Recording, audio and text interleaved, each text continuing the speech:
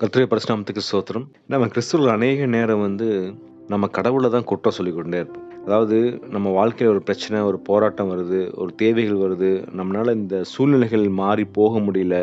எங்க போனாலும் அடைக்கப்பட்ட கதவுகளா இருக்கு. அப்படிப்பட்ட சூழ்நிலையில நமக்கு உடனே என்ன கோவம் வருதுன்னா, ஏன் என் வாழ்க்கையில இப்படி பிரச்சனை? எதனால எனக்கு இந்த சோதனைகள்? எதனால இந்த அடைக்கப்பட்ட கதவுகள்னு சொல்லி நம்ம தேவனிடத்துல குற்றம் காண்கிறவர்களா இருப்போம். ஆனா நெறைய நேரத்துல அந்த பிரச்சனை யார்கிட்ட இருக்குன்னு நீங்க பார்த்தீங்கன்னா, நம்மகிட்ட தான் இருக்கும். நம்மனால தான் அந்த அடைக்கப்பட்ட கதவுகளா இருக்கும். நம்மனால தான் அந்த சோதனைகள் எல்லாம்.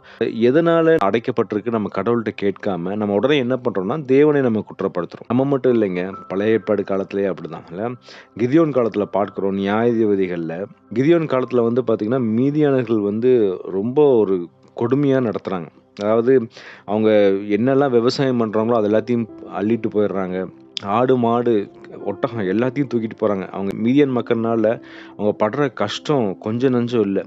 அவங்க வறுமையில இருக்கிறாங்க. அந்த டைம்ல அவங்க கடவுள நோக்கி கூப்பிடுறாங்க. கடவுள நோக்கி கூப்பிட்ட உடனே கடவுள் என்ன சொல்றாரு, அ ஒரு நியாயாதிபதி எழுப்புறார். அது யாருன்னா கிதியோன். கிதியோன்ட்ட போயிட்டு அந்த அந்த தேவதூதன் பேசும்போது, அந்த கிதியோன் சொல்ற வார்த்தைய நீங்க கேளுங்களேன். அந்த வசனத்த நான் வாசிக்கிறேன். நியாயாதிபதிகள் 6:13. அப்பொழுது கிதியோன் அவரை நோக்கி, என் ஆண்டவனே, கர்த்தர் எங்களோடு இருந்தால் இவையெல்லாம் எங்களுக்கு நேரிடுவானேன்?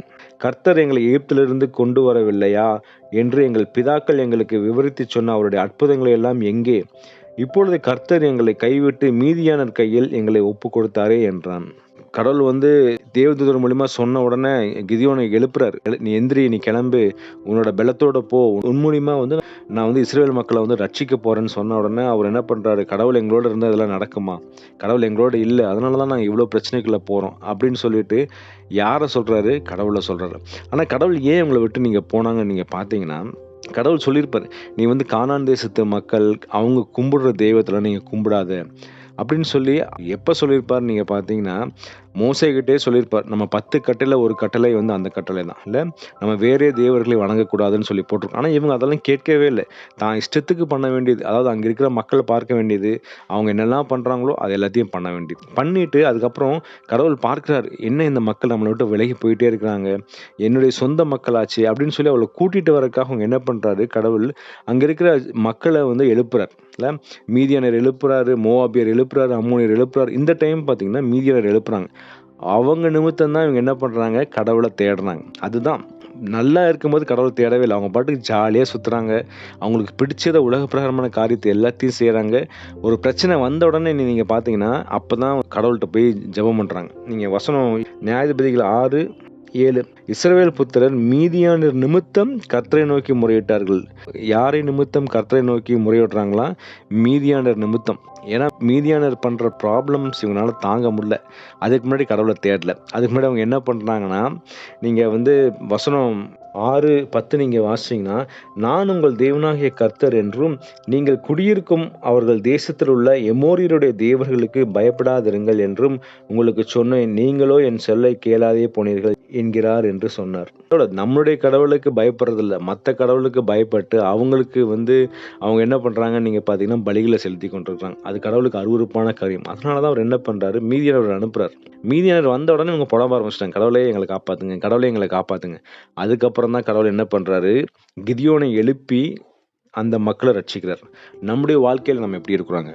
நெறைய நேரம் நம்ம உலக பிரகாரமான காரியத்துக்குள்ள சிக்கிட்டு இருக்கோம். இல்ல, நம்ம பாட்டுக்கு ஜாலியா சுத்திட்டு இருப்போம். இந்த உலக மக்கள் என்ன பண்றாங்களோ, அது எல்லாம் பண்றோம்.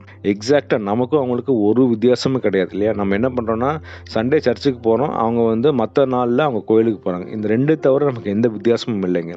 ஆனா கடவுள் நம்மள அதுக்கு தான் பிரித்து எடுத்திருக்கிறாரா? கடவுள் அவரைப் போல மாறுறதுக்காக தான் நம்ம தன்னுடைய உயிரையே கொடுத்தார். நம்ம என்ன பண்றோம், இந்த உலக சிற்றின்பங்களுக்குள்ள உழன்று கொண்டிருக்கிறோம்.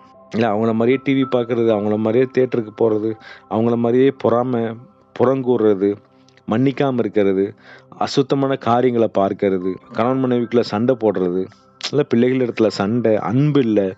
தேவனை விட்டு நம்ம அதிகமான தூரம் வெளியே போயிட்டோம்.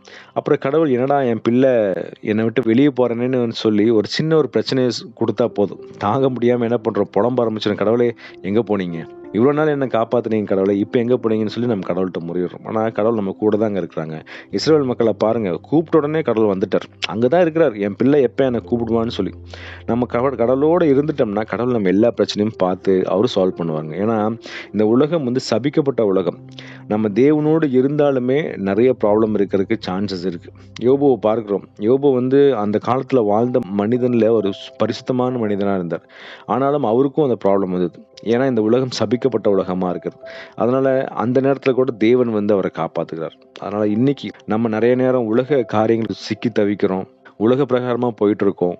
அப்போ நம்ம தேவனை தேடாம விட்டோம்னா கண்டிப்பா சாத்தான் என்ன பண்ணுவான்னா அழகா நம்மளை தூக்கிட்டு போயிட்டு வாராஜா அப்படின்னு சொல்லிட்டு நம்மளை வந்து நித்தியமாய் நரகத்துக்கு கூட்டிட்டு போறோம். அதனால இன்னைக்கு நம்ம தேவன் மேல குற்றம் சுமத்தாம நம்ம தேவனிடத்துல கேட்போம். கடவுளே, இந்த பிரச்சனைக்கு என்ன ப்ராப்ளம்? நான் ஏதாவது தவறு பண்ணியிருக்கலாம் அப்படின்னா சொல்லுங்க கடவுளே, நான் அதை மன்னிப்பு கேட்கிறேன், நான் ஒப்புரவு ஆகிறேன்.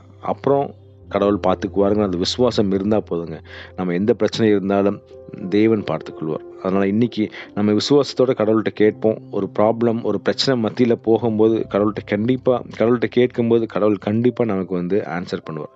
அதனால இன்னைக்கு உலக மக்களை போல இல்லாம நம்ம வந்து ஒவ்வொரு நாளும் இயேசு கிறிஸ்துவை போல மாறி அவருடைய பிள்ளைகளாய் மாறுவோம். கர்த்தர் நம்ம வசனத்தை ஆசீர்வதிப்பாராக. ஆமென்.